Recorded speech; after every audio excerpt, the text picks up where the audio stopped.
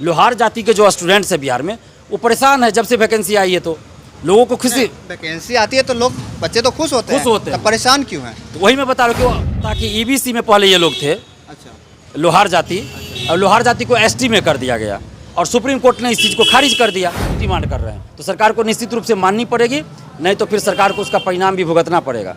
जो युवा मुख्यमंत्री के कुर्सी पे उनको बैठा सकते हैं वही युवा मुख्यमंत्री के कुर्सी से उतार भी सकते हैं। बिहार की शिक्षा व्यवस्था कैसी है उसका जीता जागता प्रूफ देने के लिए मेरे साथ कुछ युवा जुड़े हैं। इन्हीं से जानेंगे कि एक ऐसी जो सरकार की जो नीति होती है, शिक्षा नीति है, उसको कितना लाचार है, उसी का ये सबूत देने के लिए मेरे पास आए हैं और इसी मुद्दे पे बात करने जा रहे हैं। अभी CGL 3 BSSC CGL 3 सचिवालय सहायक की वैकेंसी आई है और वो भी 8 सालों के बाद आई है। वो भी हम लोग कई बार आंदोलन किए, अभी हस्ताक्षर अभियान चला रहे हो, तो उस दबाव में वैकेंसी आई। लेकिन वैकेंसी आई तो सरकार को सोचना चाहिए कि उसमें जो भी आप ये विज्ञापन में रख रहे हैं सर, तो सही से रहना चाहिए। और कुछ खामियां विज्ञापन में भी है। और सबसे बड़ी बात कि लोहार जाति बिहार में है, बहुत आबादी भी है उनकी। अगर आबादी कम भी रहे तो उससे मतलब नहीं है, लेकिन किसी के साथ भी गलत नहीं होना चाहिए।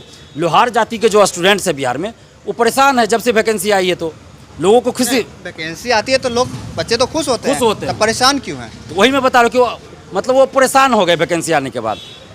इसलिए परेशान हो गए कि वैकेंसी तो आ गई, लेकिन नीतीश कुमार जी ने क्या किया था कि ईबीसी में पहले ये लोग थे, अच्छा, लोहार जाति, और लोहार जाति को एसटी में कर दिया गया और सुप्रीम कोर्ट ने इस चीज़ को खारिज कर दिया कि लोहार जाति एसटी कैटेगरी में नहीं रह सकती। बिहार से ईबीसी से हटा दिया गया और ऊपर से सर्वोच्च न्यायालय ने इसको खारिज कर दिया। हाँ, सर्वोच्च न्यायालय खारिज कर दिया कि एसटी कैटेगरी में ये नहीं रहेंगे। लेकिन अब वो किस कैटेगरी में है भाई, किस कैटेगरी में, ये तो भी तो सवाल उठता है ना। आप बिहार सरकार उसको किस कैटेगरी में लोहार जाति को मानती है, तो सरकार को स्पष्ट करना चाहिए ना। बिहार में कहीं भी लोहार जाति का कास्ट सर्टिफिकेट नहीं बनाया जाए। अभी जो बहाली आई है उसमें बच्चे कैसे फॉर्म भरेंगे? हाँ, वही तो सवाल है, वही तो मैं बता रहा हूँ कि अभी वैकेंसी निकली है तो लोहार जाति के जो स्टूडेंट्स हैं वो अपने आप को किस कैटेगरी में रखेंगे, किस कैटेगरी में वो फॉर्म भरेंगे, उनको खुद नहीं पता है कि वो किस कैटेगरी में आएंगे। और बिहार में कहीं भी लोहार जाति का कास्ट सर्टिफिकेट नहीं बनाया जा रहा है अभी। और विज्ञापन में लिखा हुआ है इस बार कि फॉर्म भरने से पहले आपको कास्ट सर्टिफिकेट ये सब बना हुआ होना चाहिए। कब तक फॉर्म भरना है?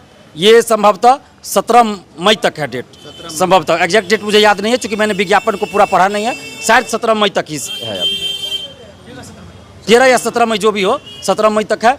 तो सरकार को इस पर कोई गाइडलाइन जारी करना चाहिए ना कि लोहार जाति को फिलहाल इस कैटेगरी में माना जाएगा, या फिर जब सुप्रीम कोर्ट ने खारिज कर दिया एसटी कैटेगरी को तो ईबीसी में माना जाएगा।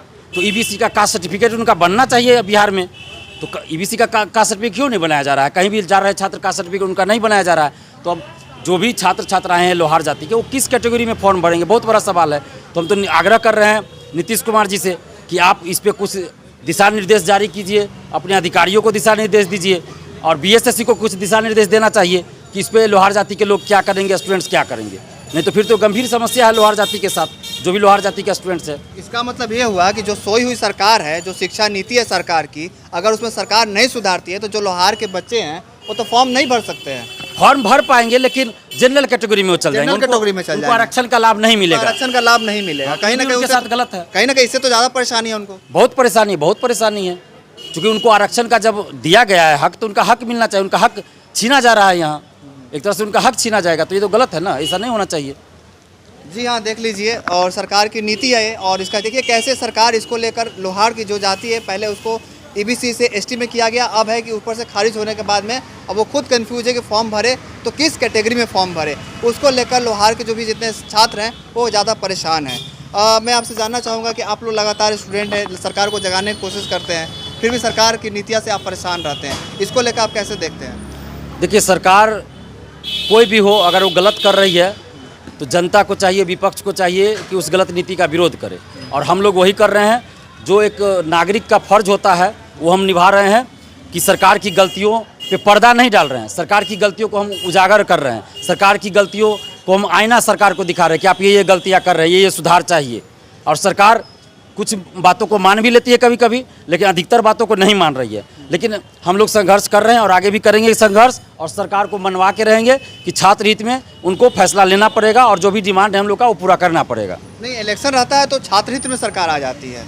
अभी क्या है कि अभी तो इलेक्शन नहीं है, तो लगता है कि सरकार आपके छात्र हित में आएगी।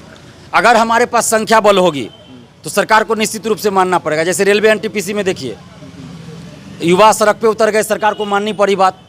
तो इसी तरह बिहार में भी पारदर्शिता लाने के लिए, वार्षिक कैलेंडर जारी करने के लिए, महिला आरक्षण का लाभ बिहार की लड़कियों को देने के लिए, इन सभी मांगों को लेकर जो 12 सूत्री डिमांड है उसको लेकर हम लोग हस्ताक्षर अभियान चला रहे हैं। अगर सरकार नहीं मानेगी तो हम लोग 1 लाख की संख्या में एक दिन सड़क पे उतरेंगे पटना में। फिर सरकार को पता चल जाएगा कि युवा शक्ति क्या है, छात्र शक्ति क्या है, और फिर उस सरकार को माननी पड़ेगी हम लोगों की बात, क्योंकि हम लोग कोई गलत मांग तो नहीं ना कर रहे हैं, सही मांग कर रहे हैं, न्यायोचित है।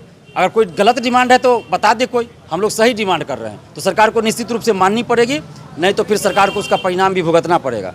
जो युवा मुख्यमंत्री के कुर्सी पे उनको बैठा सकते हैं, वही युवा मुख्यमंत्री के कुर्सी से उतार भी सकते हैं। जी हाँ, जो युवा कुर्सी पर बैठा सकते हैं वो युवा कुर्सी से उठा के फेंक भी सकते हैं। अगर सरकार सुन रही है तो कृपया करके इनकी जो बातें हैं उस पर अमल करने की कोशिश करें, और जो भी वीडियो ये देख रहे हैं इनके हित में शेयर करें। आपका बहुत बहुत धन्यवाद।